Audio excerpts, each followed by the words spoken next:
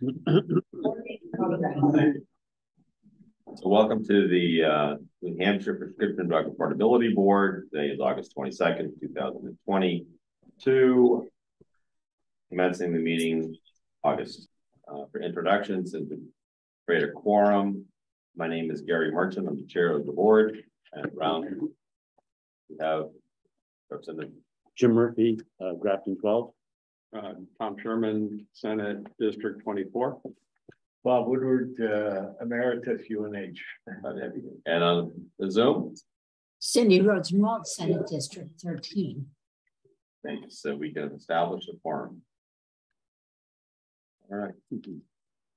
Agenda review. Is there anything people would like to add to the agenda, delete from the agenda, or move on the agenda time-wise? I know, Senator Sherman, you may have a tight schedule or anything that you. No, I'm good. So saying that, we'll leave the agenda as presented. In regards to the first item on the agenda was to review and approve the July 25th meeting minutes. I reviewed them. I didn't see an issue with them, but other folks. I would move them. Thank you, Senator. Second. Thank you. All those in favor say aye. Aye. Aye. The ayes carry. Minutes are approved. And on to the major part of today is the rules. I did speak to Attorney Barry and also Allison. Your new name? Radmay. Radmay, thank you.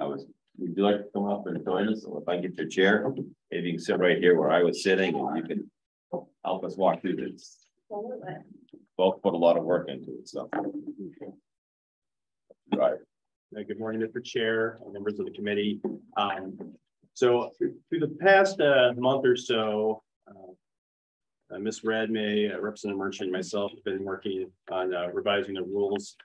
We've received a significant amount of feedback from OLS, which is the majority of these changes we'll go through in a few minutes, but we also tried to incorporate the public comments we've received as well to the best of our abilities. So we'll go ahead and go through the changes we've made. If I'm going too fast or too slow, please let me know. This is always a kind of a dry topic, so I want to make sure that people are okay with the pace. So starting off on page 1, beginning on line 14 through 17, we added the definition of biosimilar product, as that term is defined in 42 USC section 262 I2. On line 19 through 22, we updated the definition of manufacturer to align with SB 450. On lines 24 through 26. Can I just ask something Sure, there? On this is for Representative Merchant. Does this address the concern we had last year about making sure we are including everybody? Remember the packager, I can't remember exactly what it was, but I think it had to do with packagers who then, or they repackage and then they sell. Right. Does it capture that? It does capture that. The other side of the coin, where when you look at process of getting a product to the market, you make the capsule a tablet and then you package it. A lot of people do is the companies, if you will send 55-gallon drum of tablets and capsules to another person who becomes a package. So that's what I want to make sure. So this here captures, so basically comes down to whoever is at the end of the chain. If they control the price in the market, then they have to be included. Right. Good. I think we put that in our bill. It was in the bill. Yeah. Yeah, and that definition does reflect the changes from SB 450. Awesome. Lines 24 through 26, the definition of pricing unit was updated to reflect SB 450 as well. And that was, again, back in SB 450 was confusion with the manufacturers, because you talk about the lowest side or lowest dispensing unit. Right. It gets complicated because it's the tablet, is the bottle, if you have an ointment and you have a 455 gram, which is basically a pound of an ointment, you take out as a pharmacist an ounce of it to put into a smaller container, what is considered to be the unit? Right. So by clarifying it this way, it's the smallest available unit to the pharmacist to use to dispense from. Right. All right, at the very bottom, lines 50 and 51, we updated the number of alternate members from 1 to 2, and this also reflects changes per SB 450, and that continues on to the top of page 2, line 1 through 2 as well, and we added or is absent at the end of that that provision. Lines 4 through 7. We updated this to reflect that individuals who have recused themselves from a matter before the board to add, in addition to absence, and individuals who have recused themselves from matters. And this reflects OLS comments as well as actually, that just reflects OLS comments. All right. And then lines 9 through 10, we've added this provision to reflect OLS comments and SB 450 as well. Great. So moving down to lines 26 through 28 on quorum, we updated this per OLS and a public comment we received as well to reflect 3 members instead of a majority members, and this also reflects statutory language as well. And we added the phrase "or recused" instead, in addition to just absence. Down below page 2, lines 40 through 42, we had an OLS comment about where materials could be found. So we updated this section to include information about where public meetings and materials would be posted for the public to view. And 47 and 48 just reflects the new provision about where materials can be found. Moving on to page 3, we received OLS comments about the non-public sessions. They wanted us to change the word executive session to non-public, which we've done. We also referred to RSA 91A3 to demonstrate our adherence to those requirements as well. And we also changed majority to quorum to reflect the OLS comments as well. Pages 5 through 6 is again more language changes just to reflect common usage by OLS. So non-public instead of executive. We clarified that that the board may allow expert testimony in any public meeting or any meeting conducted in non-public session. So we want to make sure we capture the whole breadth of meetings that the board may have. And we also in line 8 updated executive session to non-public again to adhere to OLS comments. We did not have any comments about the advisory council. We added in 45 and 46 a spot for the executive director. We'll be probably filling that in with more detail as we get as the executive director is hired and begins working, but it's more of a placeholder at this point for the future. Now in 49 and 50, beginning there on page 3 and going all the way through the top half of 6, we removed that as a result of OLS comments. They wanted that moved from the 100s to the 300s, so it's been moved to a later part of the rule. So we can talk about that as we get there. But I didn't want anybody to think we just deleted a bunch of stuff and Significant deletion. Yeah. So moving on to the 200s, the practice and procedures. We had some significant rewrites here. I reworked a lot of it using the Milk Sanitation Board rules as a basis to fit with what the Prescription Drug Affordability Board does, and we'll go through that. But we also had a lot of OLS comments as well. And my hope was to clarify the due process, which were comments that we received some concerns about. But we wanted to clarify adjudicated proceedings, non-adjudicated proceedings, and things like that. So hopefully we got there, but there is, like I said, significant amount of revision here. So if you bear with me. But starting on page 640, line 46, we deleted board because OLS said we already defined it in the 100s and we no longer need to define it here. Okay. So moving on to page 7, lines 12 through 13. We added this provision about confidential information. This was due to public comment, and there was a lot of concerns about protecting trade secrets and proprietary information, things like that. So we tried really hard to incorporate that and ensure that we are going to be abiding by confidentiality and protecting information of these entities. So I believe that phrase was a suggestion, was directly taken from a suggestion by a member of the public. Moving down to lines 19. Can I just ask Sure. a question? Is there ever a case where,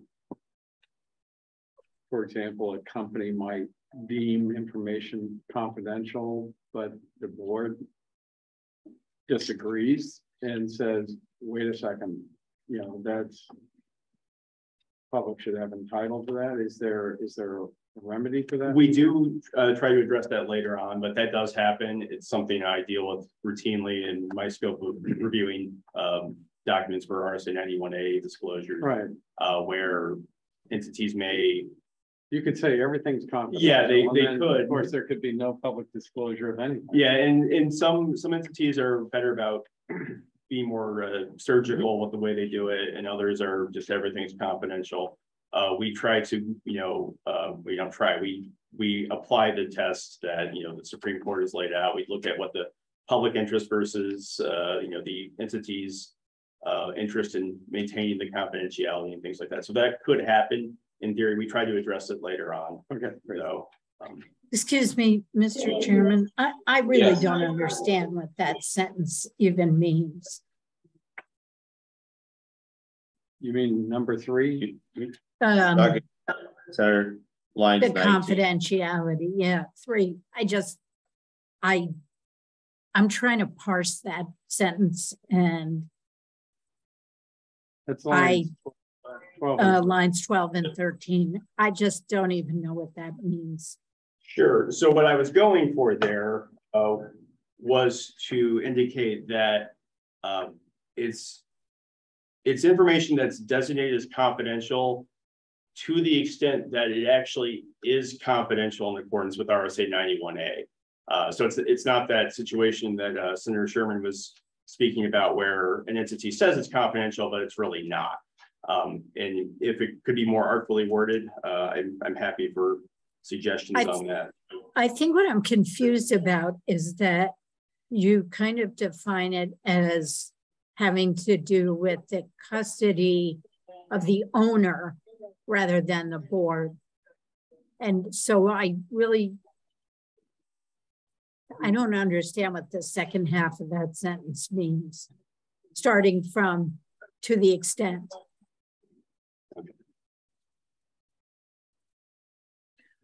So it's only confidential if it's confidential before the entity shared it with the board? Correct. So they can't say after they've shared it, we really want this to be confidential going forward. It has to have been confidential prior to sharing it with the board. Maybe we could say that. because it doesn't exactly say prior to sharing it. This seems like it gives them an opportunity to maybe backtrack. I don't think it's clear enough. So Senator Rosenwell, if we rephrase that to the extent it is confidential prior to receipt by the board, that kind of. That's the idea. Yeah. I don't know if Yeah. that's the best. I think that would help. I Or would maybe say- the fact that they have designated it as confidential prior to Yeah, distributing it to the board.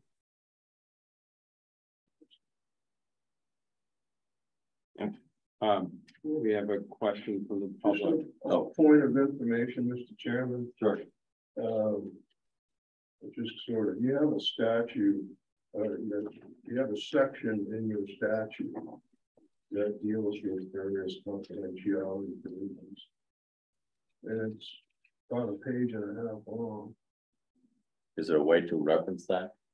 Or can you reference? do we It's need 126 BB9. Mr. Chairman, who is Yes. speaking? Uh, Could you ask them? yes. From the Gallagher firm. Okay, We represent thank you. the Senator, Thank you. just to point information, what's in your statute. Yep, my screen doesn't show me who from the public is speaking. Can we ask Mr. Feinstein. Feinstein, did you want to comment on his pointing out the confidentiality in the statute, or? Oh, I can take a look at the statute to align it with that. I attempted to do that through my initial drafting. That's what I wanted to hear from you. Oh, okay. That the rules recognize what's already in statute. That's what I attempted to do, yes. And I also attempted to address concerns by the public about confidentiality, because I know we are dealing with some sensitive data from these various entities. So the changes that Senator Rosenwald is suggesting is wording that would say, to the extent it was designated confidential prior to transfer by the entity to the board. I think that would address all those Okay. concerns and align with statutory. Is that clear, Senator Rosenwald? Yep, yes. Okay. Mr. Chairman, will we get public comments during corrections? We will at the At end. the end. Thank you. Yeah, we will. Thank you. So moving down to lines 19 through 21. We had Noel's comment on this as well about the definition. So I utilized the Milk Sanitation Board definition of hearing.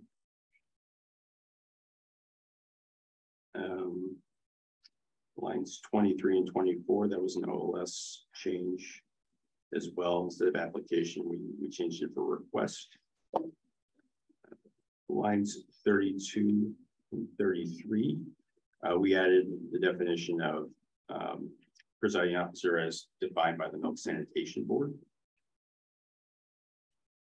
And lines 42 to 56 on page 7, we discussed the authority of the presiding officer, and this is new, to give a little bit more clarity as to how the adjudicated proceedings will work within the board.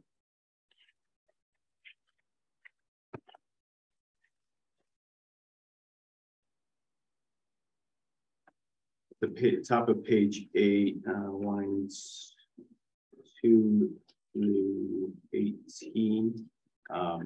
This is just clarifying the withdrawal of presiding officers or board members from adjudicated proceedings. This was not borrowed, it was taken directly from the Milk Sanitation Board as well. So So this is all language that's been approved as well, which is part of the reason that we utilize that language, because we know it's something that has been approved before. And lines 20 through 22, we received some comments from both OLS and the public about suspending or waiving procedural rules. So this was an effort to clarify how that process would work, and that actually goes from 20 through 28. And this is also from the Milk Sanitation Board. One of the concerns that was voiced by the public is that they're looking at the rules more as a court of law versus administrative hearings. And administrative hearings are fundamentally different to a certain degree than a court of law. So the process we go through here is based upon that premise versus what you do, say, in an actual court of law.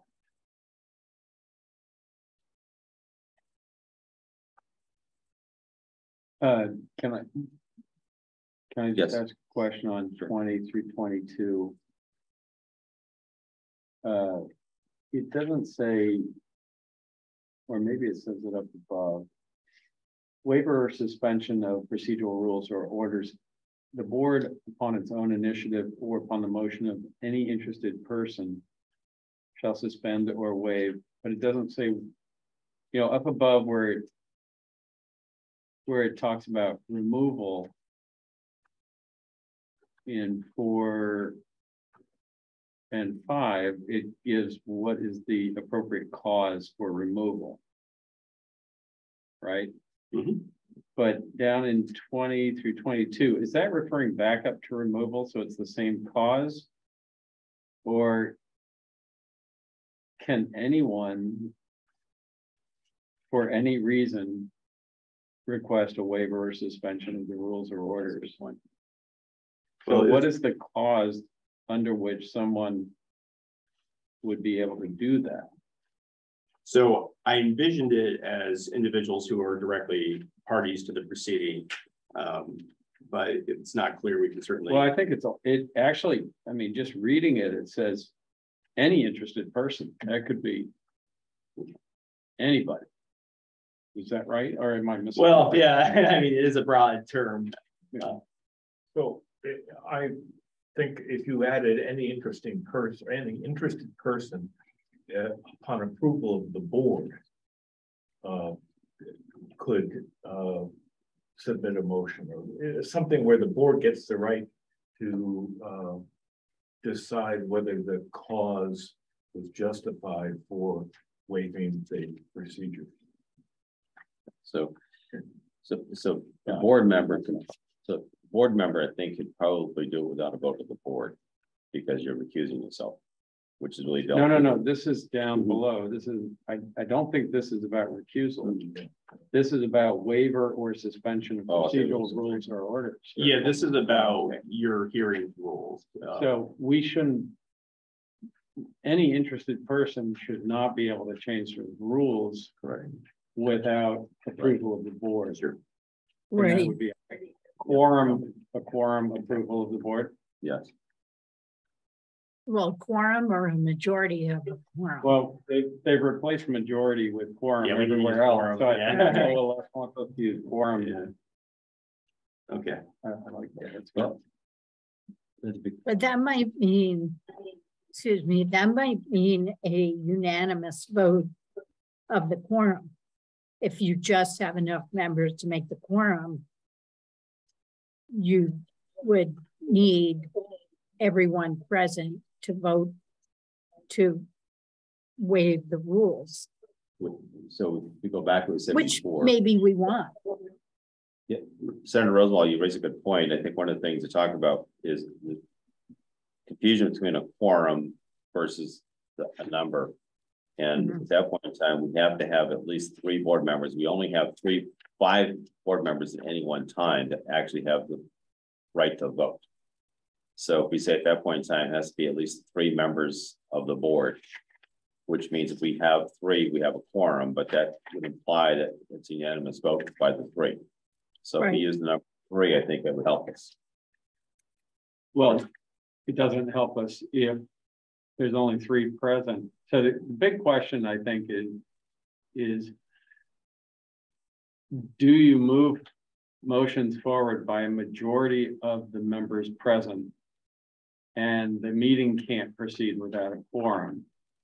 Right. So as Senator Rosenwald pointing out, if every vote requires a quorum vote, then if 3 of us are here, we can't move anything unless we have unanimity. Right. Right.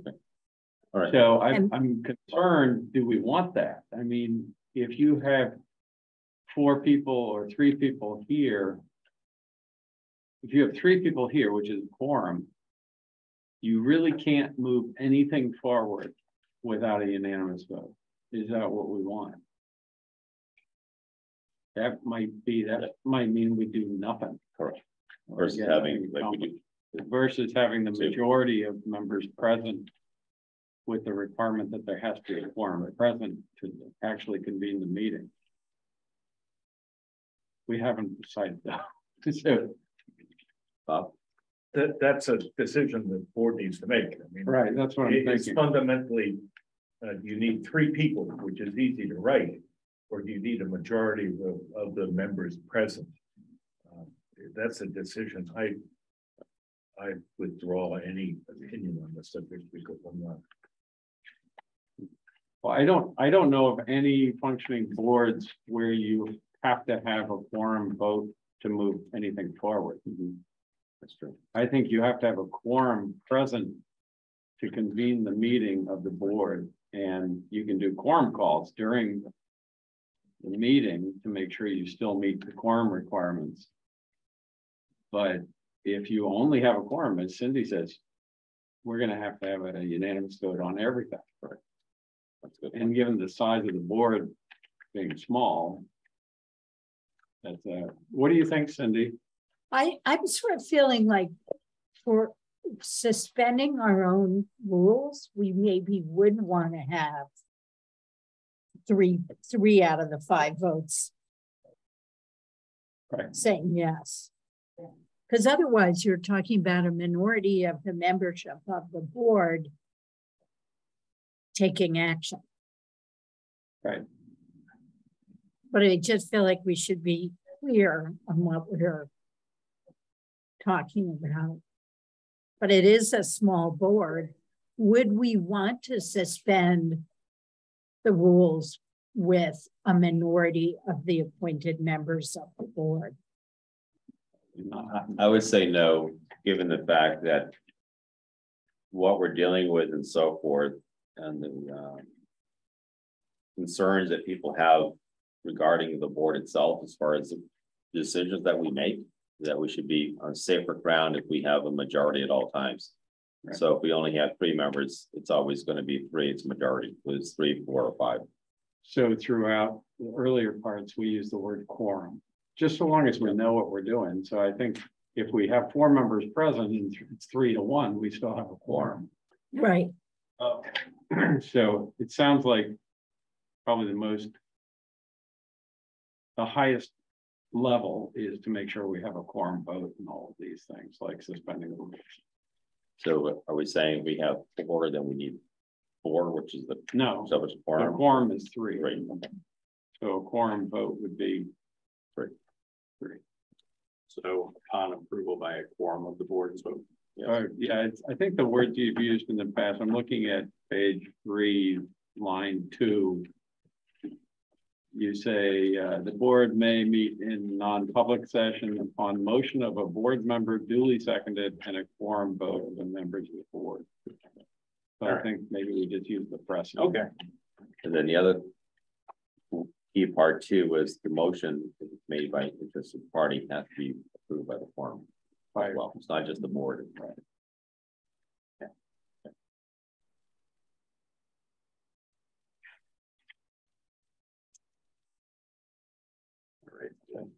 Those changes. Moving down to line 34.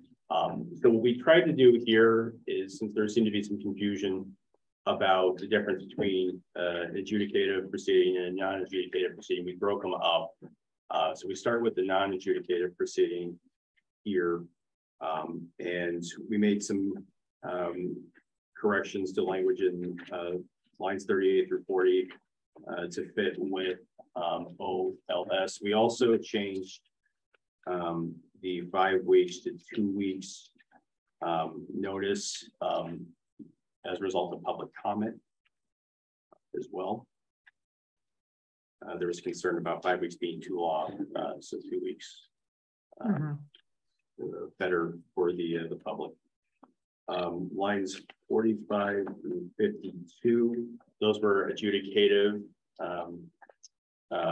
provisions, so we deleted that and moved that to a later section. Moving on to page 9.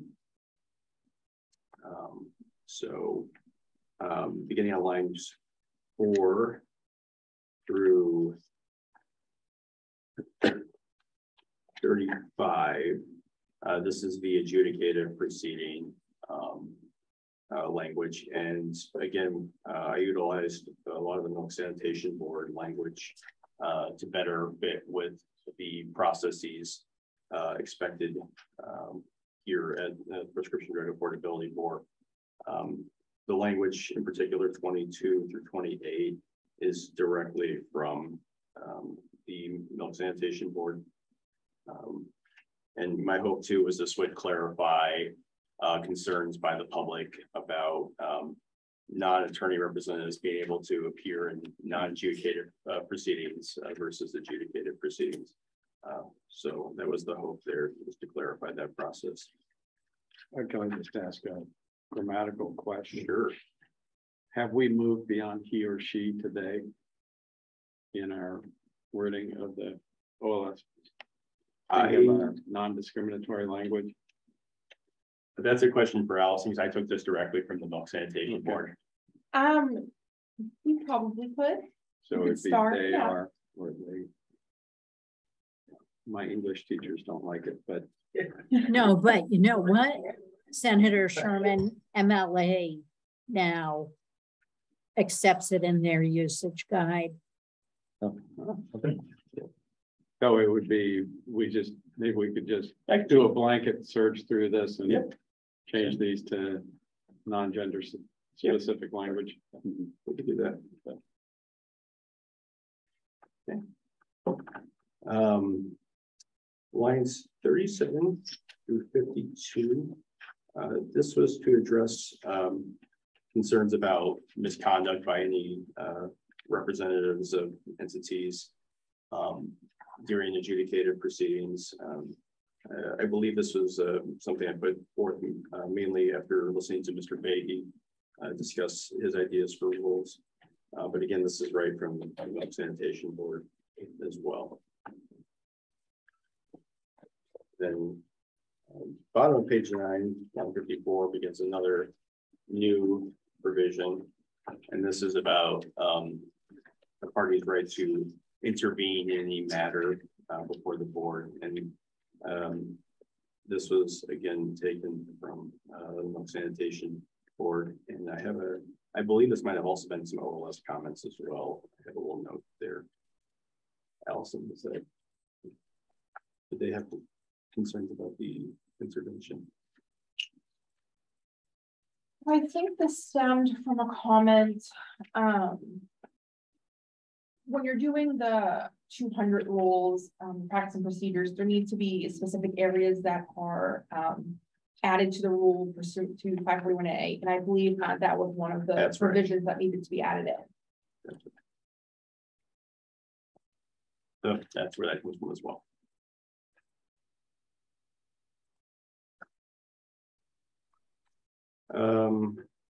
Lines 15 through 23. There was also an OLS comment about something that needed to be included, the computation of time. I borrowed the Milk Sanitation Board as well for this, but this is pretty standard language you see in most rules about computation of time. Moving down to 26. We specify that this section is for appeals specifically. Again, just to clarify the process, there did seem to be some concerns about how they intertwine appeals and non-appeals. So lines 33 through 35, OLS had some concerns about remote hearings, so we cleaned up that language to better provide a standard for how remote hearings would be conducted for appeals. And actually that goes all the way down to line 38 as well. Can I ask a quick question? Grant, it says, or remotely, if requested in writing, at least 10 prior to the board meeting by the party and granted by the board. What is the process for granting by the board? Is that by the chair? It'd be through the presiding officer. So maybe we should just say clarify that By the presiding officer. Yep. Because we're not meeting, so we can't grant. That's a fair point. Good point. So the presiding officer in place. Granted by the presiding officer of the board, is that the way that would read?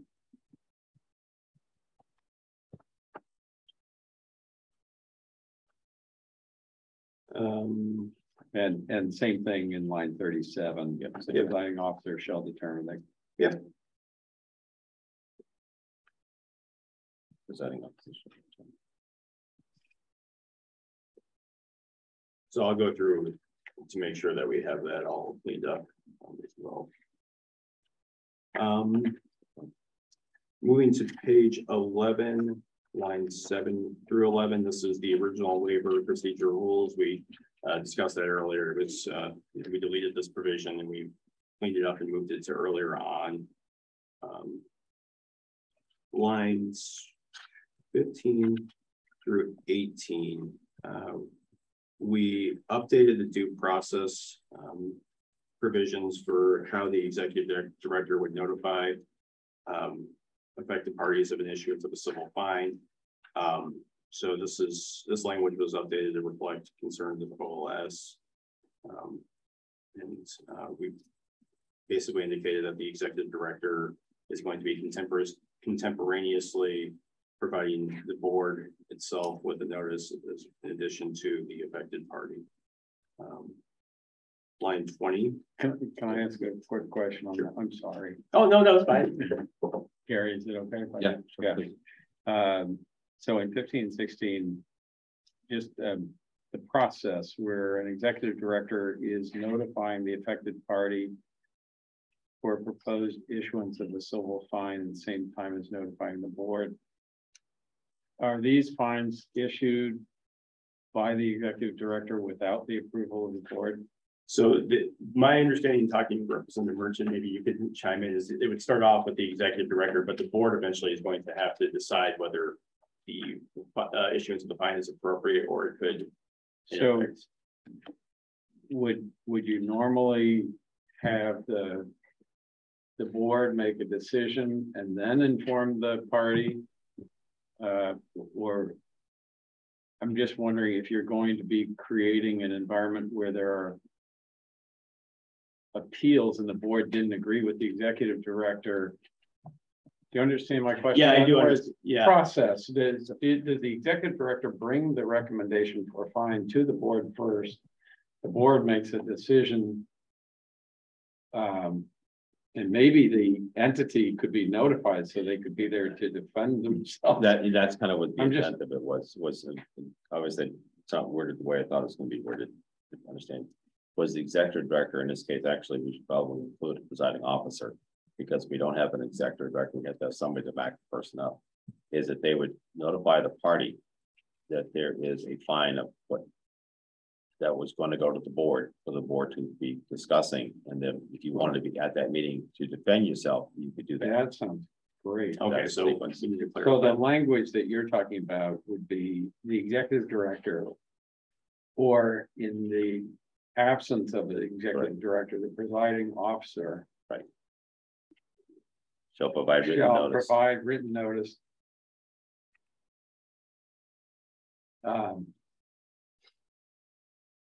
and contemporaneously notify the board. There needs to be something in there that says that this is gotta go, this is going to the board. But They I don't know themselves how to cannot say it. issue the fine. They cannot levy it until the board. Well, we approves do it. try to get into that a little bit below Oh, lines okay. 22 All right. through I guess 24. I got ahead of myself. That's all right. But yeah, we'll see if it gels with what you were thinking. But in line 20, we provide the affected party an opportunity to respond to the notice.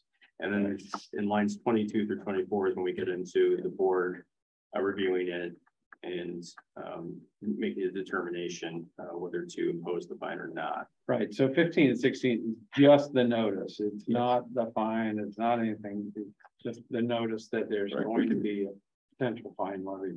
Okay, I got it. It gives them.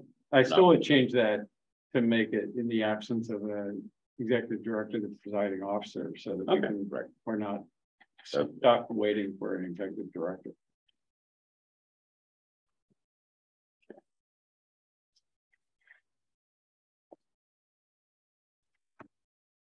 Um, 26 and 27 adds a provision about additional investigation or fact finding is necessary, utilizing the advisory council to engage in that process, investigate the facts and circumstances. Is what we, yes, Bob, please. Following up on the day business on lines 15 to 20 here. So I understand, agree with the concern, but there wasn't any time on that. The next is the party shall have 15 calendar days. Is that going to be, how much time do they have between the time that they get the notice and the 15 days response and the board meeting itself? You've got a notice of potential fine, a board meeting come up where that fine will be proposed, and 15 days for them to provide response. That for them to have some time to create that response, they've got to have enough notice so that the 15-day requirement doesn't hit them tomorrow, the day after they receive it. Well, usually it's usually is the day after it starts the countdown for when you're responding to things in legal processes. We can change the 15 days as well. We can make it 30 or No, I'm not. I think we're trying, we change that, if I understand what we're trying to get to, Bob, is that the executive director in absence, the presiding officer shall provide written notice at least 30 days before, give them 30 days, and then they can come back within 15 days. So they have, so 30 days prior to a board meeting, the next board meeting, I'm sorry. But we have to provide them with a 30-day notice before we have a hearing. Oh, okay, yes, okay. Before a board meeting. Yeah, that makes sense. That will give them time, 15 days for us to read what they wrote. Okay. Correct. So it gives them time internally to gather the information they need to respond to. Understood. Okay. And where we're talking about if the board levies a fine or levies a fraction, if the party is going to appeal back to the board that issued it, we felt that was going to be somewhat unfair because you're going back to the same body that basically issued it in the first place. So we thought with the advisory council, it'd be a good place for us to send something back to the advisory council, have them make a recommendation back to the board on what their thoughts were versus going back directly to the board. So that's the discussion for this board, is if we're the body that issues the fine and they come back to us to appeal it, you're going right back to the same body. So we're trying to find a way to get out of that conundrum. I think a good use of the advisory council, because you can have expertise and people looking at it from 12 different points of view. And at that point in time, making a recommendation, it's not binding, but a recommendation back to the board saying, based upon what we are able to find through our research, our recommendation to uphold it or to reverse it. So the one concern I have about that is that if there's no criteria for them to appeal, then there's nothing stopping everyone who has been fined to do this and delay the fine by 90 days, and then that will tie up the advisory council. Do we want to put in grounds for appeal? Well, Or did we already do that? a civil fine is the more severe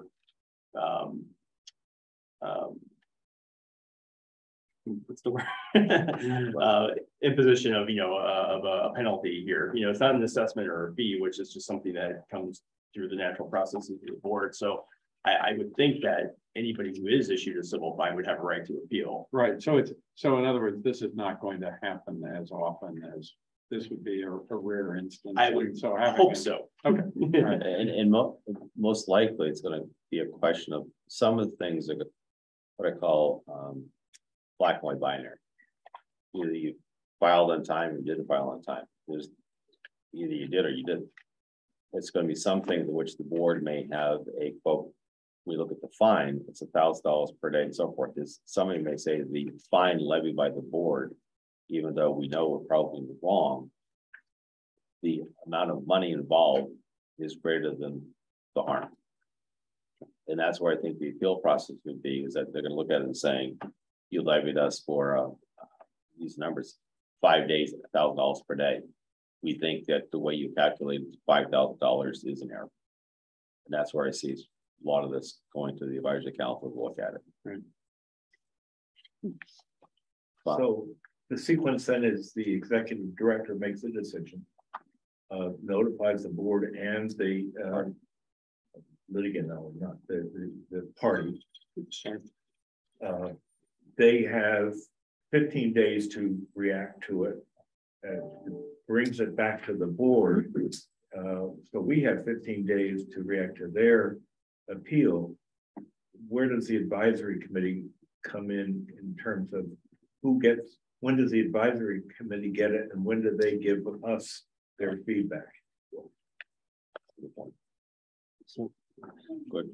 and I was just thinking about your comment about the advisory council, and it would seem to me that if the board puts out the fine, the entity has the right and they will respond to the board, rather than have the advisory council. When I'm looking at the makeup of the advisory council, and it's a pretty diverse group. When you get the attorney general, governor, Department of Corrections, I mean, how are they going to then determine the criteria of their appeal process? I mean, it seems like it's going to be an entirely larger animal than currently it is. It would seem we levy the fine.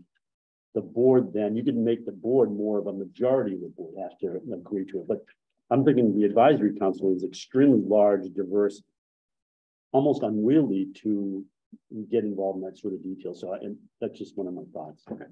Is there precedent for other commissions, how they do that? Not to my knowledge, but It would, like my experience has been on the pharmacy board. So it's somewhat different when we would send out an investigator. So the investigator would actually write up a report and look at the infraction, and they would come back to the board to make a recommendation to the board. So the party who's doing the research who issued the fine or the infraction was not the board, but the information came to the board for the board to make a decision on. If someone didn't like the decision by the board, they could appeal it to the Hampshire Supreme Court. That was their appeal process. Because once the board ruled, it was done. Their only appeal then was up to changing the statute. Correct. For us to do that. Everything. So I was trying to give the litigants an opportunity to not have to go to the Supreme Court of New Hampshire to have another way to appeal it without having to go through that process. But we could go back to saying the same thing as the appeal process. If you don't like a decision by the board, it's not to advisory council, not coming back to the board, you bring it to New Hampshire Supreme Court. Well, I think, thinking this through, I think the advisory council, they are a construct in the statute, and we need to be able to use them. So, although it's unwieldy, it would be a way to get a second opinion without having to go to court. I was mostly thinking about the process involved in getting that such a large, divergent, unwieldy group together. How do they do that? I mean, Well, we're going to be doing that. I mean, they exist to do that. Right. So this would be one of their roles to do. Right. And it has to be done again, the same thing as if you look at line 29 and the advisory council within 90 days, which I think it's back to Bob's comment. Use your recommendation back to them. Yeah, I think we give the board, the advisory council, definitive role is to advise. Advise. I agree. I think they do have the capacity to take it to court if they want to, but this would give. So how would that work mechanically? As to assign the advisory council? Yeah. Well, with it being such a large group, I was thinking that perhaps it's assigning a certain number of members to do it. I don't know. It's something that I think the board would have to decide, but you might, if you're worried about the unwieldiness of it, that might be the way to do it, is to break it down, is to, assign 3. A subgroup. Subcommittee of the advisory council to do that. So you'd have to add that here? Yes. So if you said a subcommittee of at least 3 members of the advisory council designated by the presiding officer, that would work. Would that subgroup then have the weight of the full advisory council? I mean, I'm thinking about sort of politics. Given the diversity and size of the advisory council, almost any agent could find a subgroup of the advisory council that would be in favor of their opinion. That's true. Well, maybe just leave it the way it is, even then the participating members of the advisory council. Is there a quorum requirement for the advisory council? I don't think so. I didn't say one. Yeah. Could it be a specifically designated member of the council, say the attorney general or designee? Could you make it rather than say you've got a quorum, could you have one within the advisory council be the adjudicator for this kind of a complaint? I guess potentially, but I think it's getting back to the same issue, which is the politics surrounding it. If we just designate one person to do it. Or is this something that we, the board, need to decide about the advisory council, as opposed to the advisory council? If the language here is general about the advisory, they could decide how to do it. We could, at this point in time, that could be a future revision of the rules. Is right now we could leave, instead of going to the advisory council, but what I'm being careful of is we don't hold things up because we have a tight timeline. Right. To take out the appeal process to the advisory council and it goes right back to the Supreme Court. That's the appeal process. When the board makes a decision. I would prefer to leave it the way it is right now and see how it works. If it's a fiasco, then, or if it doesn't work very well, they've always got the Supreme Court. They always have the Supreme Court. They don't have the. Right. But that's why we have an advisory council, is provide recommendations to the PDAB. So I would leave it the way it is and see what Jelcar says. That's the other thing, is that Jelcar will.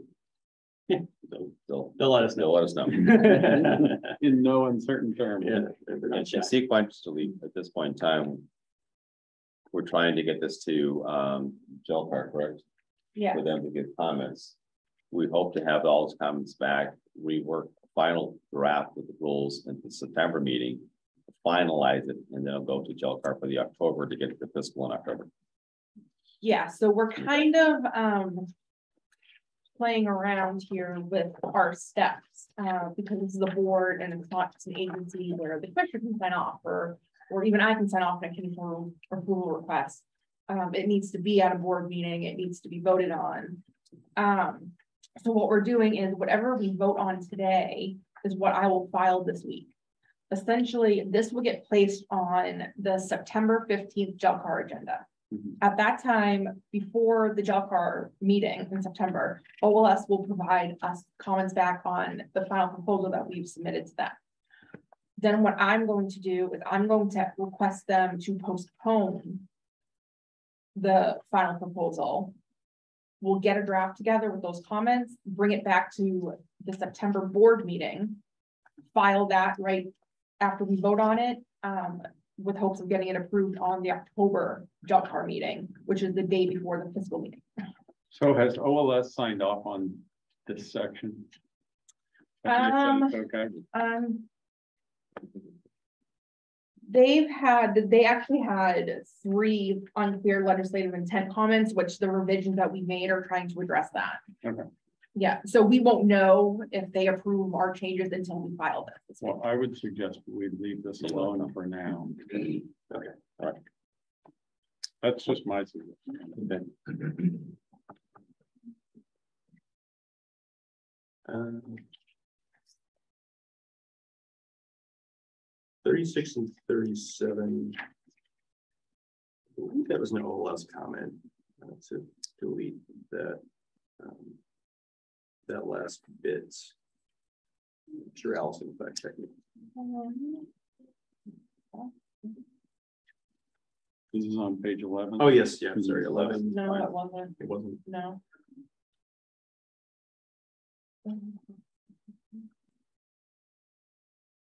Why did we cross that out? Yeah, that's what I'm trying to trying to remember why we did that.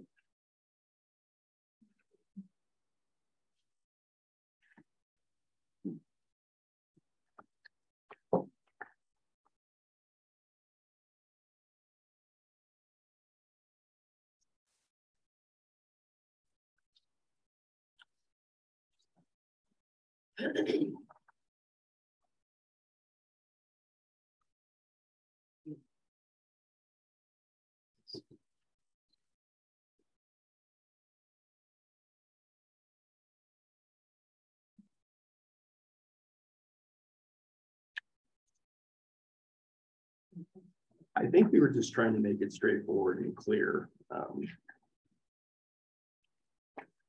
I'm trying to remember why we did that. I don't have a note on it. Is there a need for that to specifically be in there? I don't think it needs to be in there.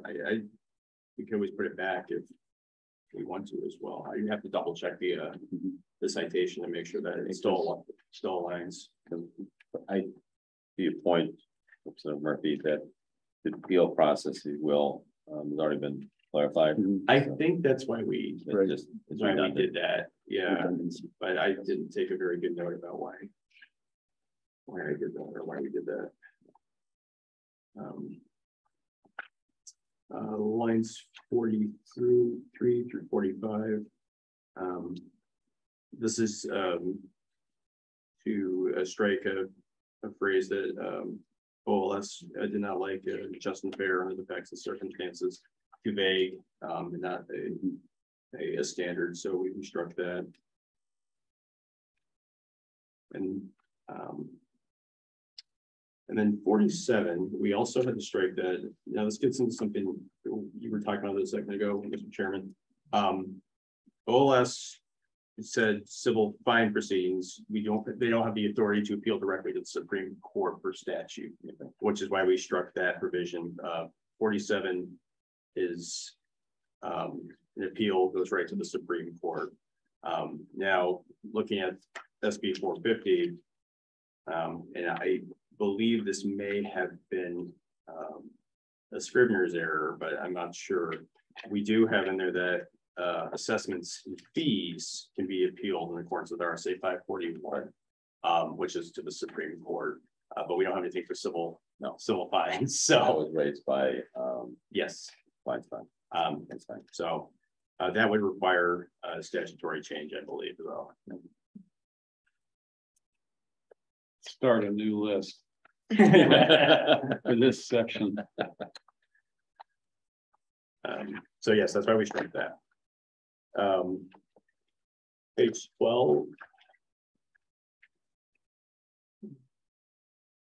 Line 14. This is another OLS not liking the just and fair language, calling it too vague, which is fair. It's a fair comment. So we created the standard of non-compliance with the review process requirements of RSA 126 BB.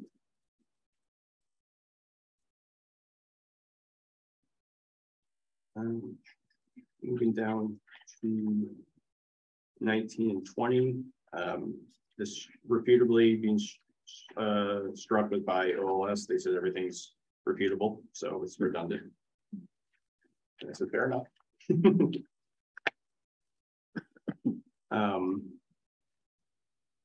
Page 13, lines 48 through 50.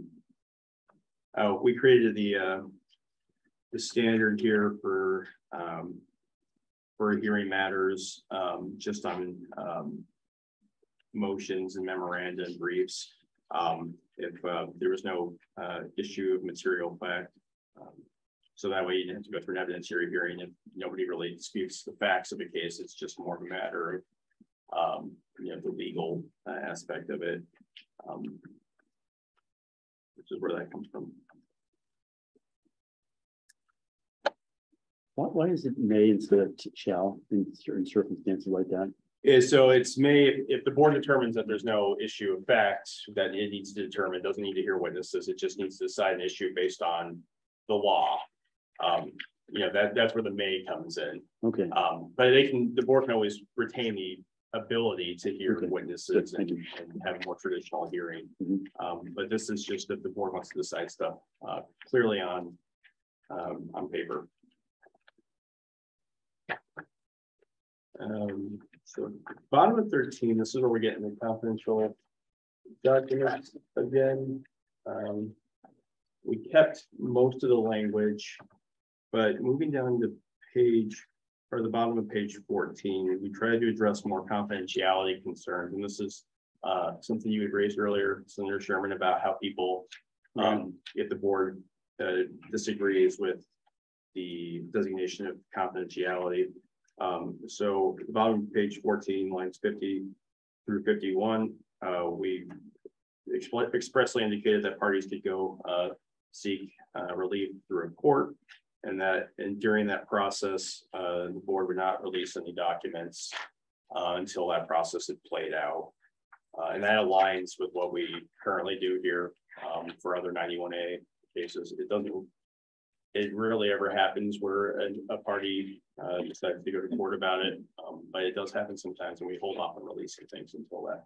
So that's a pretty standard operating procedure for agencies. Makes sense. 15, page 15. Line 6 is just a cleanup in terms of reference, as well as lines 9 and 10. It's just a cleanup in terms of references as well. 16, page 16.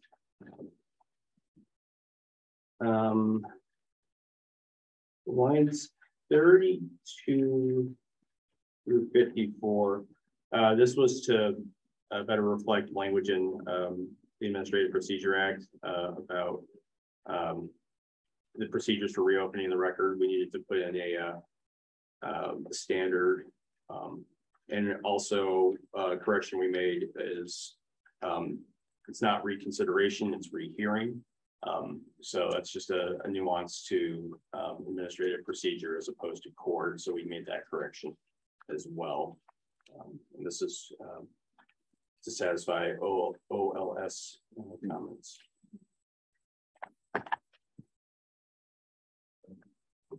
A question. Sure. Yeah. So this, as I read it, means that any party can reopen at their discretion reconsideration of additional material, or is that fair, or is it that they can appeal to the board to reopen? They're supposed to be moving the board to reopen the record by demonstrating that evidence wasn't available or couldn't have been discovered until after the fact. That's what the additional language Yeah, is doing. yeah, It's that's saying what that the- the yeah, board yeah, through the- This raises a good But, point yeah. though, in saying that, does this mean, now as I read this on line 35, by any party? Does it require the approval of the board? No, it does require approval of the board in the next line. If they buy that. By any party, if the board through the presiding officer determines that such testimony, evidence or arguments. Okay, down bottom, Unnecessary. I'm good, thank you. Well, and the term party too is to refer to parties to that particular proceeding, so I don't know if we should add language to Clarify that. Yeah, clarify that would be helpful, just to.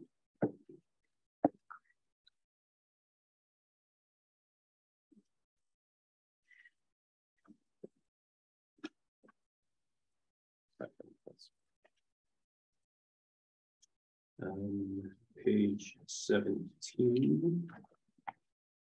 Lines 13 and 14. That's just cleanup language to reflect rehearing instead of reconsideration, and to clarify 10 calendar days within the date of the filing motion for rehearing. It wasn't clear from OLS what what triggered that 10 days. So we added that provision to satisfy that comment.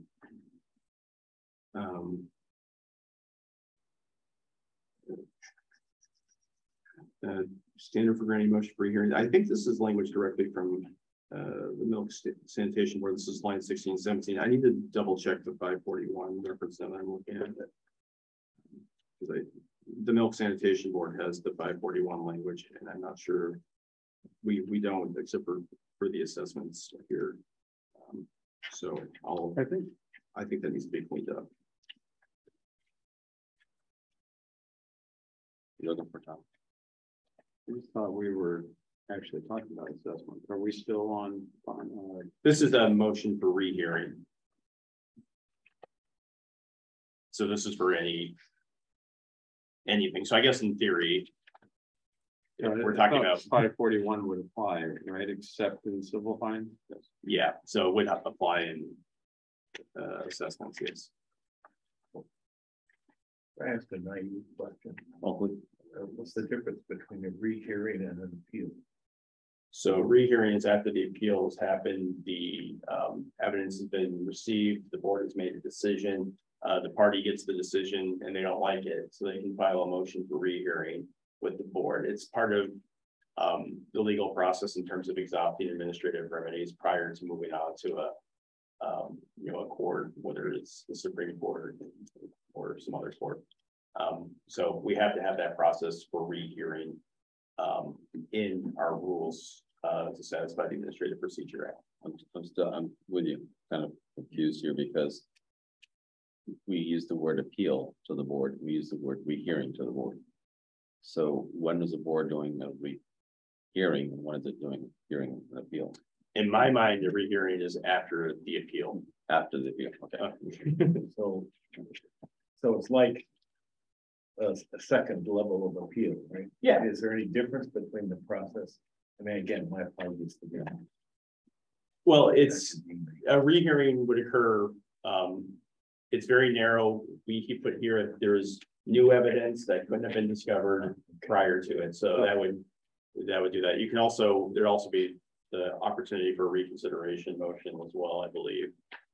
Which is just a standard legal process that lawyers have to follow if they want to proceed to a higher level of appeal. They have to go through the motions for reconsideration and rehearing and things like that. So this is just part of the requirements of the Administrative Procedure Act. Time between a executive director making a motion for a fine and the fine actually being levied, maybe 6 months. Oh yeah. Yeah, it wasn't uncommon for me to have cases that took a year or so to get to the process. 6 months was after this. Yeah, yeah. There's some cases that go on for a while. I'm sure there's longer ones than that. So then 16 through 21 is just standards and decisions on granting motion for rehearing. So 16 and 17 is the standard. 19 and 21 lays out the process for making a decision on a motion for rehearing. And 30 days is pretty common for a time frame for making a determination. Moving down to lines 30 through 33. This is the stay of the board order. This is also another reference to if there's additional information that wasn't available or could have been discovered prior to the final decision. A party could ask that the board stay its decision. Should we clarify the party? So the state under 25A, be clear, requested by whom? By a party to the proceeding. Yeah. Any party. Yeah. Very, very true.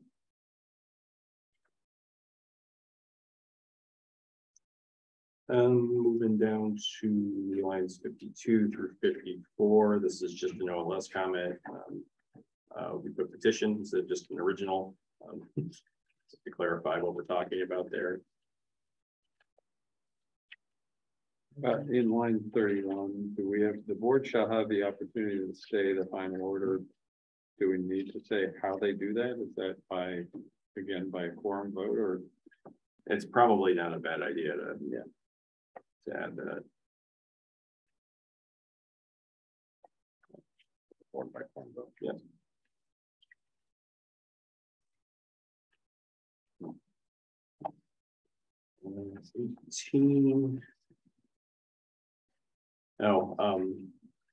While I was looking through the milk sanitation board rules, I found another part about petitions for rulemaking that I thought was something the board should consider having provisions in there for. So that was 18 and 19 were added of my own initiative. It's for the board's consideration. Decides to take it or leave it. So that's required. Oh, that is required. It is, yeah. One of the Okay. when I have to come back to look at the rules. All right. So again, we get back to the any person. So yes, any person. Any person. Any in this- person can petition a board to reconsider or open their rules. Yeah. That was common on the pharmacy board. Yeah. Yeah, this language is directly from the milk sanitation board. Mhm. It's very, very common. Oh, yeah. on line 20, Which page? again, I'm sorry, 18. 18? You've gone from may to might. So now you've got might, may, and shall. Where does Yeah. might- So there's specific. No, no, no. So there's, and honestly, it's so convoluted. I just, OLS will recommend a change on how they want it. So you can use may if you have the criteria to make a decision. Shall is XYZ, you do, like you have, you are doing this. Might is when the board is allowed to have that discretion, or anyone who is utilizing their own rules. That's just new to me. I've always gone it's- between may and shall. but Might this is might not thing- used very often. subjunctive. So I when guess so, yeah. OLS recommends it as an edit, you just say, okay, Okay. we'll take it. I'm glad you pointed that out too, because I remember thinking the same thing. Like I've Yeah. never seen might before. Yeah. And that's what they Okay. wanted. And I've actually had them before. I've changed something to they're like, no, it's wrong. I'm like, well, like, I don't, Well, the you're only, saying two different things here. so typically might is used when there's a condition present or absent. So if the condition is such, then you might choose to do that. An option. But I think it Yeah. seems fairly interchangeable. with Yeah. that. Okay. We might want to leave it alone. I highly recommend that. I thought that was interesting too. And I was like, oh, they wanted it. Oh. I'm not gonna tell them Okay. no. Moving on to page 20, this is where we move the powers and duties of the board section from the 100s to BDAB 301 We didn't change the wording though, right? I didn't change the wording. Some of it was. Oh, some of it was, I apologize. This is where the red lines get confusing. Yeah, so unfortunately, when you have to up and move a section, it all has to look like it's new text. But I do believe there are comments in there that were clarified based on OLS comments. Okay. Yeah. You could go through those, Allison, because I don't have those on mine. And Mr. Chairman, Yes. Seven. when we made that change to the access to confidential information, it looks like maybe we need to just look at on lines 22 and 23 to make sure that it mirrors the language we had put in earlier. Lines 22, Yes. 23. Is it page 20 or page 9? Which page are we on? Page 20, page 22, sorry. 22. 22. Yeah, where you moved that whole section to 300. The speed reader. So I'm looking at, I actually do have from before we had just moved it over. It looks like most of it is just edits. We had to, something was or numbered incorrectly, so we had to fix that. The first substantive / clarifying change would be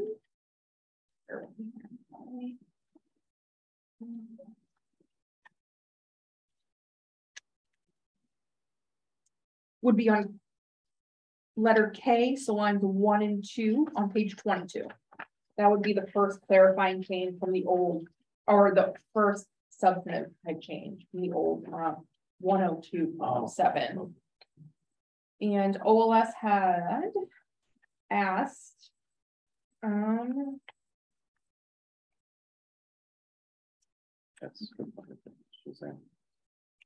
okay, so what, when would the board apply for the funds, grants, contracts? And the three of us had discussed, and it would be to offset the assessment fees.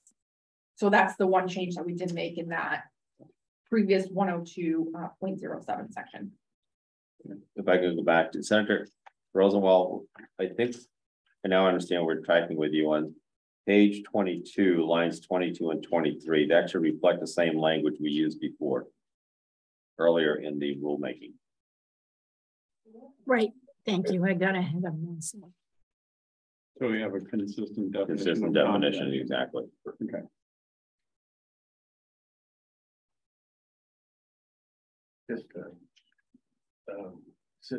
Just a typo kind of thing. You made an effort throughout to have DAB, PDAB, be lowercase.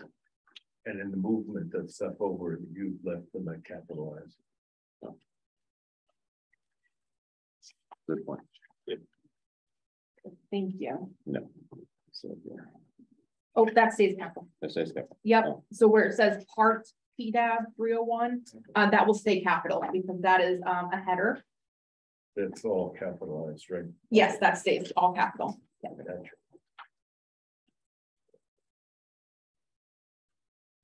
Let's see. Okay, so in the new section 301.02, the first change is the letter A. Oh, on page 22, so it will be line 5 and 6, specifically line 6. We added pursuant to RSA 126 BB:2. Looks like we have a typo below possible after that. Where? It's after Paragraph. Roman numeral 6. Yeah. On line 6. Is that word supposed to still be in there? Possible. Oh, I see what happened. Smallest number of employees, it should be possible, should be there. We just put it in wrong. And other personnel pursuant to ours. Okay, so it should be possible. Yeah, possible should be. After employees. Yeah, I think that's what we did. We just we inserted it a little too early.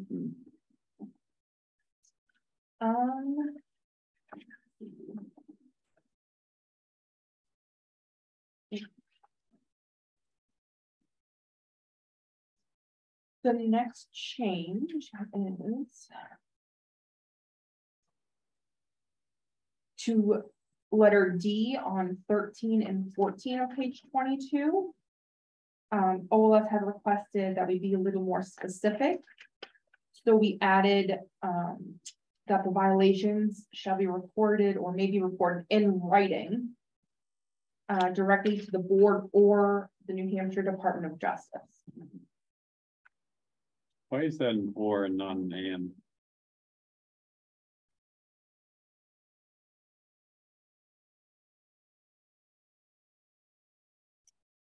There may be times in which they want to just report to the board or to the.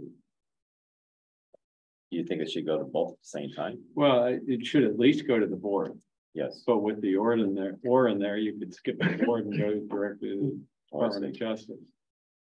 Should we also change that may to shall? I'm looking at it. Shall. Do you want all violations to be reported? Yes, Okay. shall be reported to the board. And And if the party would, and if the party wants to send it to DOJ. It has to go to Party? the board.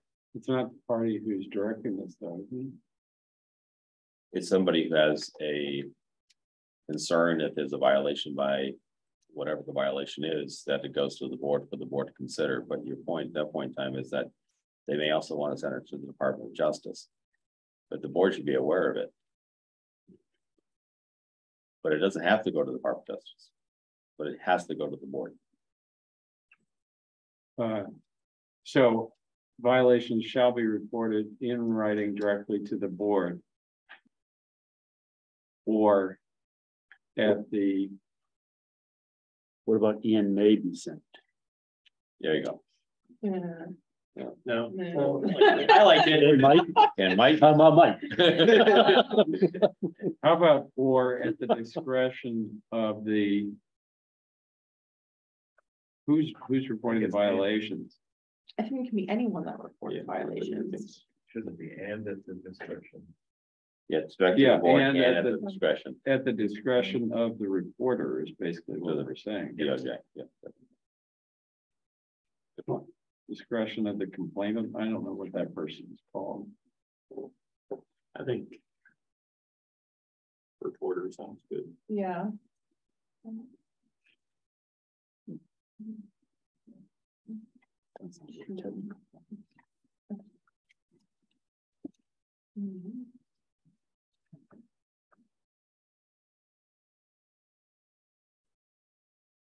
So the next change is letter E in number 3, so on 22 and 23. And I think we've decided that we're going to ensure that that is the same language used earlier on. Yes. Okay.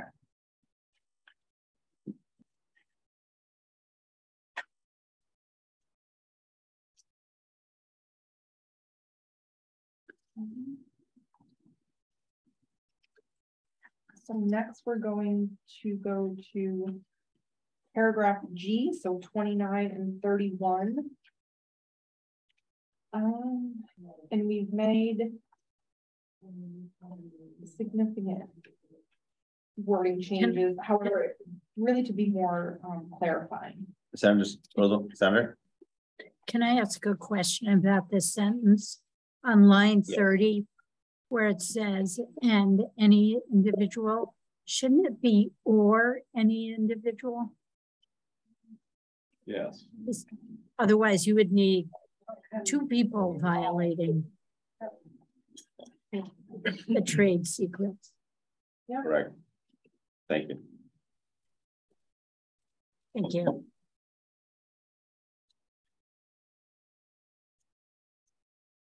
And those were the only changes for those 2 sections that we had moved over. Like I said, other than the editorial, we had to re-letter some things that were lettered and updated citations as the sections kind of have changed.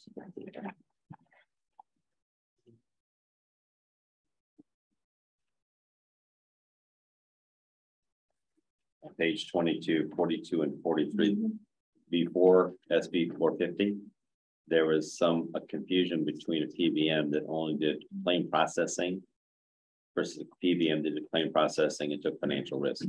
So SB 450 basically said if you're a PBM, regardless of how you're functioning, you have to pay a certain assessment fee. So we took all PBMs and put them in the same bucket. So that's picked up on page 23, line 6. Correct. Yeah. And I took that language from your statute.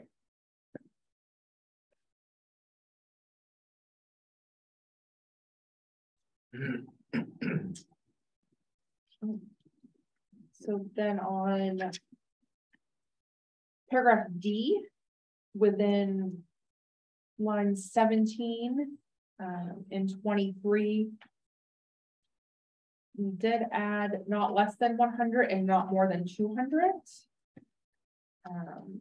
for the fines. And the same for 2, not less than 500 and not more than 1,000 to cap it. But we also updated the February 1 to July 1 to go with the fiscal year. And this was all SB 450. Right? No, SB 450 didn't change that, but I think what OLS is pushing back on is saying that there was no cap in it, and they don't Right. like to have. I thought we talked about that. Maybe we talked about it in fiscal or something like that. They're going to be much happier with this. Quick question. Yes. That line 1, I'm on line 17 and line 20. The number 1, it ends of each calendar year, but you've now shifted fiscal year. Good You question. wanna say So a fiscal year before or not? July 1 of each calendar. Oh, yeah. Should for each state fiscal year. That's a good point. Yeah.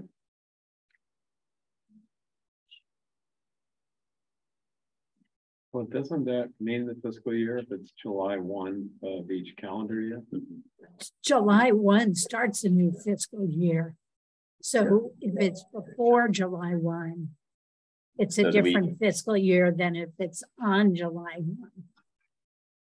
So could we just truncate this whole thing and say before July 1 period Of Or each. annual of each year? Yeah, I don't think we can say on or before July 1 of each fiscal Okay. year. Well, you could Is that- just say due annually before July 1. Yeah. That would work. But couldn't that imply July 1st of 2040? Not if Would you it's have to annual. be the year of the fine? Annually. How about annually? Whatever, This is you know. an assessment. Yeah, these are the assessments and fees. So due annually before July 1. I mean, that makes it be simpler. Yeah. Well, I think it's clear. Provides more clarification to it. It's not open-ended. Not open it. Right.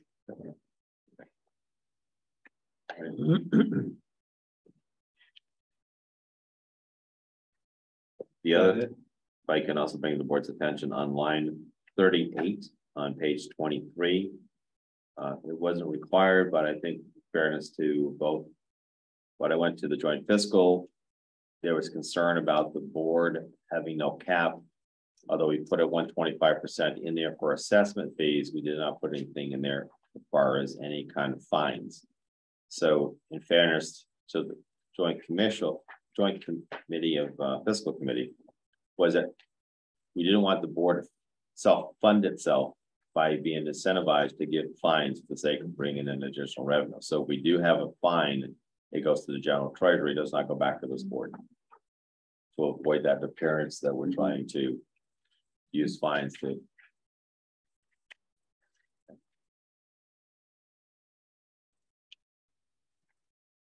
So could I make a quick recommendation that we open for public comment before we vote on this? Sure. And Can I ask maybe- a question? Yeah. How do we know that the fine goes to the treasurer? Where do we see that? It's At the line end, 38 38. on page 23. Oh, thank you. Yep, got it. Is there comments from the public as far as the revisions that we've made to the rules or? Sure. Thank you, Mr. Chairman. Excuse me. Donald Bunsen, Gallagher Burn for AGO. A couple of quick things. In our comment letter of June 16th, on page 2, I outlined in detail the primary threshold question that we had with the draft. And that dealt with the linchpin provision of the board's responsibility and authority of the statute. Namely, the establishment of spending targets for prescription drugs purchased by public payers. And the initial proposal simply restated or retyped the statutory language at length. And that's all it is.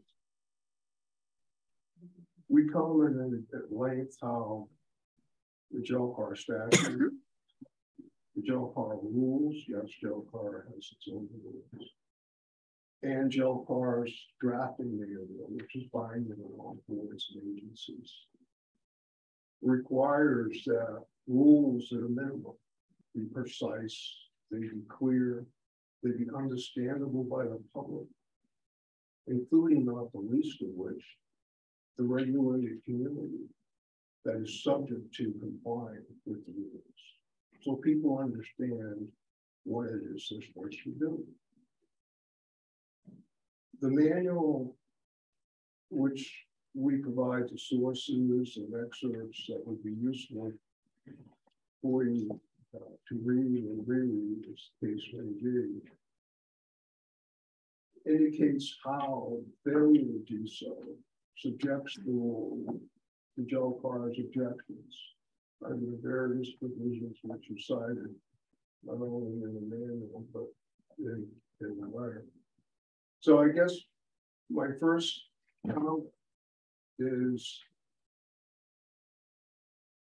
the rules as you're having in front of you at this point don't address the fundamental issue we have with it. Second thing I would say is if you continue to look through the letter of June 16th, I think on page 3 or 4, starts with the second primary concern that we have with the rules. And that one is the money. And I'm not talking about fees or assessments or fines. What I'm talking about is the money that we all pay for these drugs. We requested in those provisions of the comments that you make it clear that you were including within the scope of the drugs that you were examining and developing spending targets and carrying out the other responsibilities that you have in the statute, that it include the lion's share of the Hampshire prescription drug expense, which has been very simply presented in the reports that the law requires the insurance department to produce and circulate. Where in it, you'll see that the existing data collection mechanism and existing reporting drug data mechanism the state already has up and running, actually includes the lion's share of that prescription drug expense, namely specialty pharmacy. 53% of every dollar that your constituents pay for public provided prescription drugs, specialty drugs.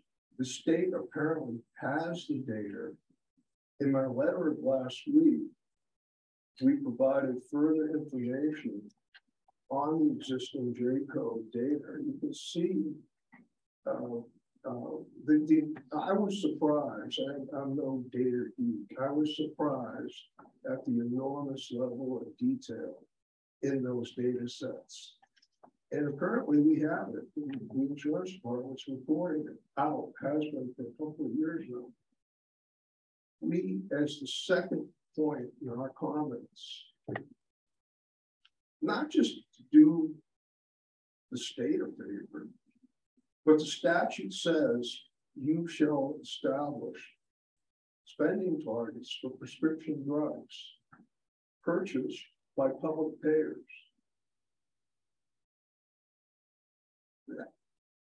We should include a lion's share of that expense in the work that we do. And again, as with the first issue I raised, it doesn't appear as though the rewrite in any way expressly deals with that issue as well. So we continue to have two very fundamental issues with the entire rules proposal. That will conclude my public comment. Thank you for the opportunity to talk about it. Did we?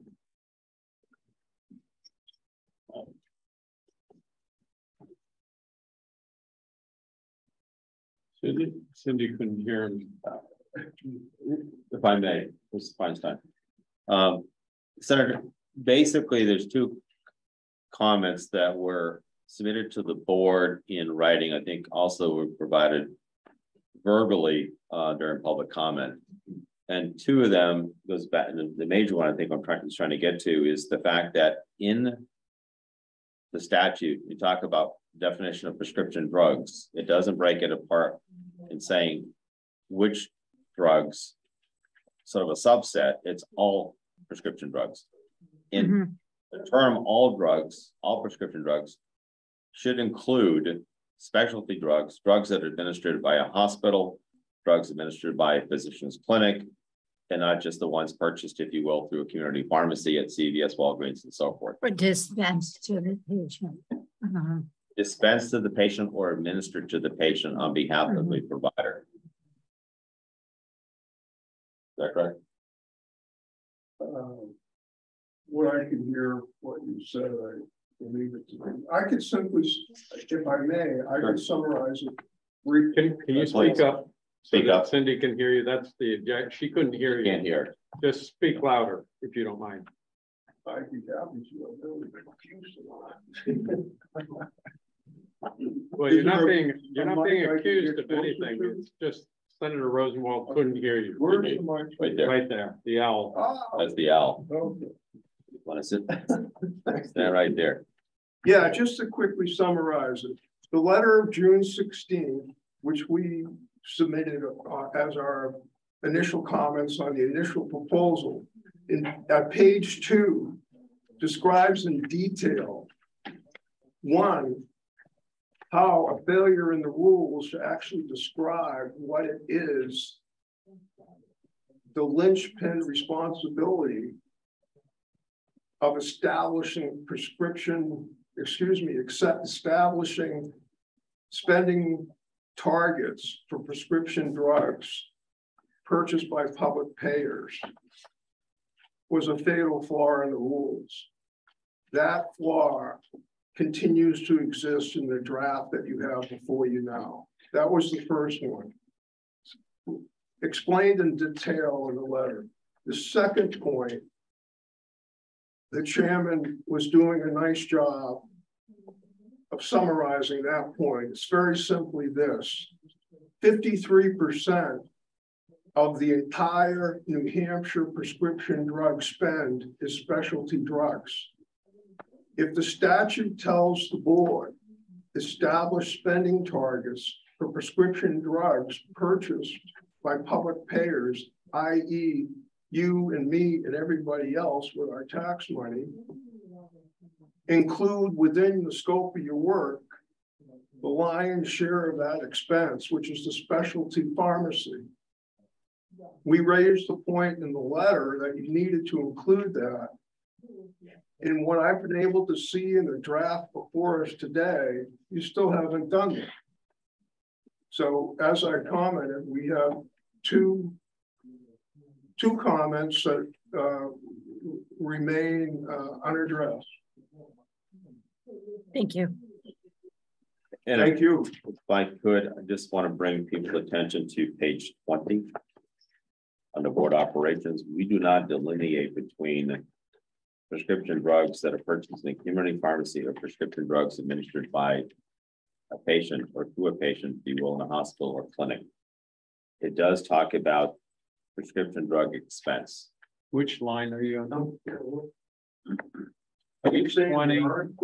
They are. So if you look at line 20, page 20, line 42, aggregate net spending of prescription drug benefit. Yes. What about medical benefit? Prescription drug benefit is potentially exclusionary, not inclusionary.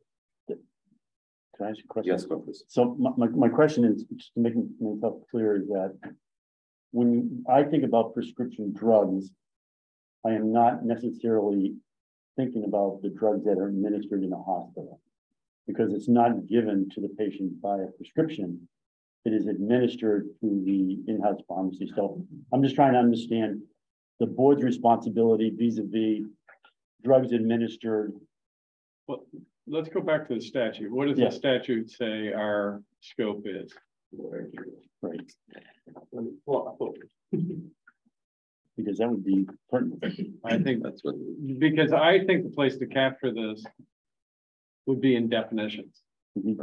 If the definition should reflect what Mr. Feinstein is saying, if it's in statute, and then that would define the scope of our responsibility. Right.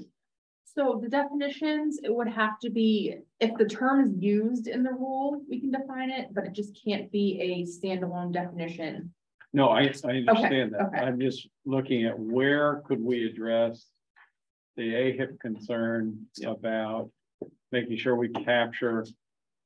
I mean, it makes sense to me to try to capture all drugs that are, why not be inclusive?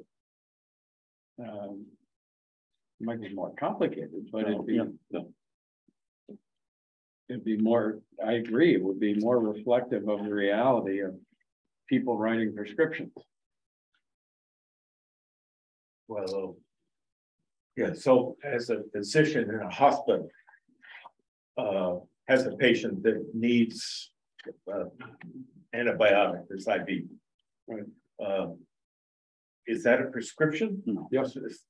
I mean, there's one question about whether the data actually exists for that. That's the question, but my sense is that's an order as opposed to a prescription, within the hospital. Well, let's look at how the statute words. So on page 20, starting on line 26 through 44, it's almost word for word from the statute, except for shall, and the third line is may in the statute. But as far as the enumerated data below the 6 ones, that's all from the statute. So this is page 20, lines 26 to 44.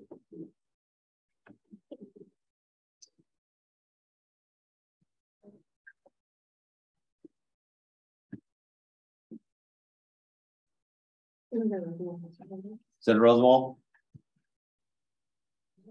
Thank you. I had a question about the drugs that are administered in a physician's office or at a hospital. Would that cost include just the medication itself, or would it be made more expensive because of a facility fee or an administration cost mean, is it complicating? Is it complicating because of the method of giving it to the patient? That so it wouldn't be an apples to apples comparison with drugs that are dispensed to a patient. It would definitely be more complicated, Senator. So I think, do you want a question? If I can add, please. Good morning, Senator Rosenwald. This is Heidi Kroll from Gallagher, Callahan. Hi, Heidi. AHIP, and I know somebody from the insurance department had his hand up as well, but to be very clear, in the claims data, the administration of drugs in a provider setting, a clinic, a hospital, there are separate codes for the administration versus the actual cost of the drug. And so these very expensive drugs that are being administered even on an outpatient basis, not necessarily even being an inpatient. Right. To Attorney Funstein's point, this is where a substantial, significant cost to public payers, and this is all, this is reflected in the New Hampshire Insurance Department's annual reports. It's everywhere in the literature. And this is it will be billed under the medical benefit rather than the prescription drug benefit, but it is readily, and this is the letter that we just submitted, I think late last week, talking about the J codes, where all of those drugs have special codes that are separate and apart from the administration that gets billed. That's a different code. But they're billed through the medical benefit. Well, can I ask one more question, Mr. Chair? And maybe it's of you. Are these drugs specialty? Cindy, wait a second, please. Yep. So where I think the confusion lies, and thank you for what you're pointing out, is in the statute where it gets, if you read through the statute, it says spending targets for prescription drugs purchased by public payers. It does not have per se a subset. However, when you go further into the statute and you look into what they consider to be components of that, line 5 clearly states aggregate net spending on the prescription drug benefit, not the medical benefit. So it's one element of it, which is what his contention, what he's trying to discuss here is, if you go back and look at, again, the same thing on line 3, pharmacy benefit management services, other administrative expenses of the prescription drug benefit. Again, it repeats the same thing. So the concern you're raising is that in one section, it refers to the aggregate being all prescription drugs. Yet further in the statute, it does clarify that's a prescription drug benefit in 2 places. So I hear your concern is, but that's what you're, I think, raising. Mr. Chair, could I just, I'm going to have to go. Yeah. I think we need to vote on this. Yes. I was the prime sponsor of this bill. Right. So if I could speak, the legislative intent. Legislative intent was to look at prescription drugs, which were typically felt to be the outpatient milieu. So there may need to be more statutory clarification, but from my viewpoint, I think we need to move forward. If there is a way, I think the point is well taken. And so if it's the will of the legislature to expand this beyond prescription drugs, to include all drugs administered in the state of New Hampshire, that includes inpatient and in-office, and I agree that we're missing a large component, but I don't think that was the intent of the original legislation, which was my bill. So I would move these rules as is, but with the recognition that we may want to revisit this in statute to clarify and expand it. But I think it's a great discussion. It's a really important component And you know, as so often happens, we learn by doing to a certain extent. But I think with the statute clarifying that it's the way that it's really focused on prescription drug benefit, then I would say we should move forward with the rules. There will be more opportunities for input, but I would also ask people who will be in the legislature in the next session to think about, and maybe we should talk about it as a board at another setting, expanding this to the medical benefits. Correct. So I think Heidi had another. I just wanted to add one more thing, and I think someone from the insurance department wanted to say anything too, but I was just going to point out on page 20, if this is replicating a lot of what's in statute, starting on line 9, it says that the board shall identify strategies that optimize spending by public payers for pharmaceutical products. Should be prescription drugs if we're going to be consistent, right? Yes. Is that what you mean? My point is, if you're I don't have the law in front of me, but if you're repeating the law, then the law says pharmaceutical products, and I believe that is what is in the law. Can I just make one point of information, Mr. Chairman, please? Look, you got the votes, that's all that matters, but I would point out in the same list that you have prescription benefit, the first one, number 1, is not limited, it's all inclusive. And if we weren't paying for it, wouldn't be in there. It says expenditures and utilization data for prescription drugs for each plan offered by the payer. I hear you. Definitely have something for us to consider next time for legislature going forward. To clarify that, I think it's a point that's well made, and I do want to say thank you and appreciate the comment. But we need to move on, unless there's something else, please. I do have to comment. Insurance department report. The question is comment on section 100 defines brand name. What page are you on? And I'm not sure what page it is. Section 100.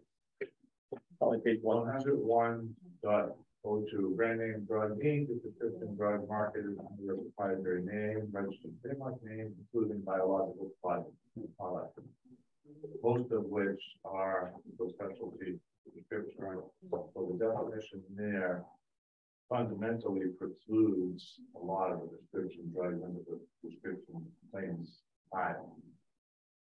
I'm not following. The definition that you're using here includes most of the drugs that are in the medical claims data, not prescription pharmacy claims data. Yes and no, in a sense that there's still a lot of drugs that are provided to the pharmacy benefit. Many patients now are getting their drugs actually billed through the PBM and sent to the clinic. So there's more and more movement, if you will, from the medical benefit over to pharmacy benefit. I hear what you're saying, but I think go back into or trying to capture it in the definition of the drug, it's really pharmacy benefit, which includes biologicals under that definition. So that was the first point I would make. The second one is a question. You're in the rules making process and you've identified a gap in the statutory, the spirit of the rules that you're making, the spirit and the purpose of this committee. And you want to go forward, so push this to the gel car, knowing that you're missing a huge gap in the economic burden that these drugs are causing to people? No, yeah, the enemy of good is better. If I can answer. Yes, please. I was a prime sponsor. We were focused on the outpatient administration of drugs. We capture that. Right. The gap is should, not we are missing. It's should we try to capture that other expense, which is much more complicated, as I'm sure you know. Capturing the medical data, the hospital administration, the hospital cost. And so the focus of this bill on this board right now is in statute. It's that the prescription drugs that are part of the prescription drug benefit. That's pretty specific.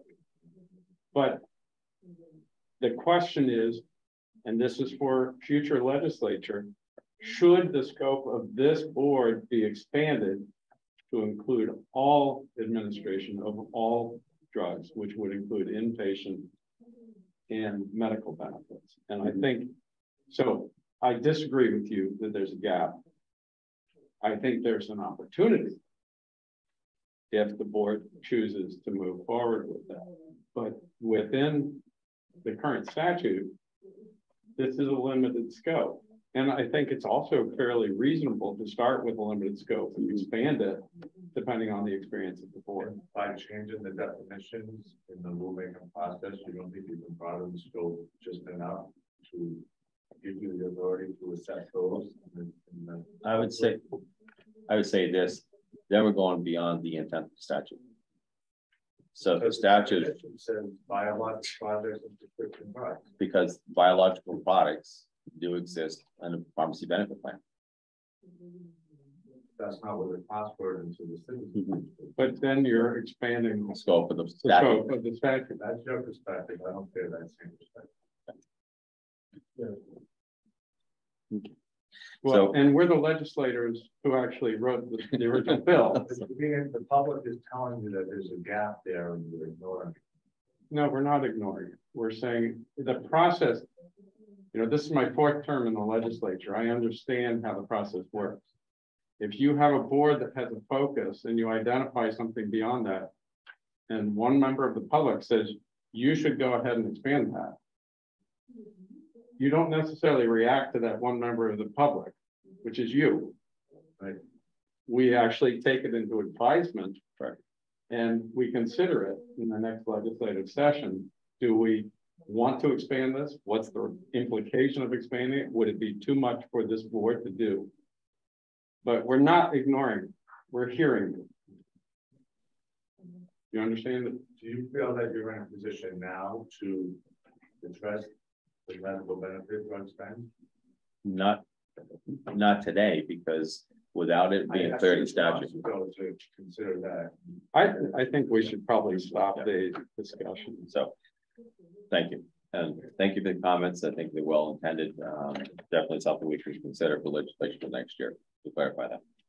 In regards to the rules, we've come to a point in time to have a yea or nay on these rules. So if we can have a motion, if you will, to pass this draft of the rules. I'd make a motion. Thanks. Seconds. Thank you, Senator. Roll call, I guess. Let's see, have somebody on the Zoom. Roll call. Senator Sherman. Yeah. Professor Woodward. Yes. Representative Murphy. Yes. Senator Rosenwald. Yes. And chair votes yes. Passes 5-0. Make a point of clarification. Yes. Did you pass it as Revised. as revised with changes we made? Good point. And before we leave, I also want to make a note. Representative Murphy warned me, which I now remember, he was actually here on the July 25th meeting. So we need to include him so I can have a motion on the floor to revise the minutes that were approved. Senator Sherman? Yep. Second. All those in favor say aye. Aye. Aye. The ayes have it. We'll include Representative Murphy on the July 25th meeting. And one quick note, I know Senator Sherman, you have to go. So I understand that. So thank you for being here. Yep. The important part with the rules. I have to also. Woodward. Thank you, Senator. Do you want to hold this for next time or do you want to? Okay. Or, I mean, what's my alternative? Oh, keep us here for a little longer. But I think you're losing your audience. So I would say it's probably better to hold off next time. I'd like to see it, so Okay. we can do that. That'd be great. Definitely. Don't forget, we have a September meeting in September, and that will be on, I think, the 25th and 26th. I don't have my agenda. Where did I put it? 26th. It's going to be Monday at 10 o'clock in the morning as well. And the goal again at this point in time, meeting on the 26th quickly, is to approve the revisions we made today. have a final copy. It goes to gel car, hopefully for the 20th of October. So the revisions that we made today, Yeah. are those being added to the final proposal draft? So That's going to. that'll file Yes, this week. correct. Perfect. And then, so what will happen Thank is you. we'll wait for the OLS comments. Yes, I will then request that they postpone to the October meeting. yes. And we will have a draft ready to review of a conditional approval request, which will hopefully button up our rules to get them approved in October. And then Senator Rosenwald, at that point in time is joint fiscal is the day after. So What we day can- in October are we talking about? October 21st, October 21st. The gel car is on October 20th. I believe it will be. It hasn't been announced yet, but it generally is the third Friday in a month. All right. And thank you, Senator. And Thank motion you. to adjourn. So moved. Any opposing to it? No. We shall adjourn at 12:02. Thank you.